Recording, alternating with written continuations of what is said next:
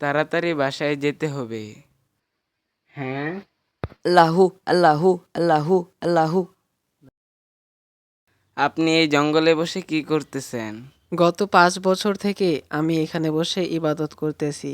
এই গাছে যখন নতুন পাতা গজাবে তখন আমার ইবাদত কবুল হবে। আমিও অনেক গুনাহ করেছি, আমারও ইবাদত করতে হবে। আল্লাহু আল্লাহু আল্লাহু। পানি পানি পানি পানি পানি পানি। আরে ভাই, কে জানি পানি পানি করে চিৎকার করছে। আরে ভাই, আপনি কি করবেন করেন, আমি কিছু জানি না। এই নেন ভাই পানি।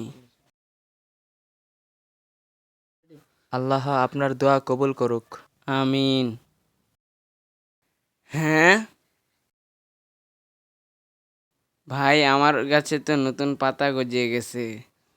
আমি এতদিন ধরে ইবাদত করছি, আমার দোয়া কবুল হলো না। আল্লাহ তাআলা ইবাদতের পাশাপাশি মানুষকে সাহায্য করতেও বলেছেন।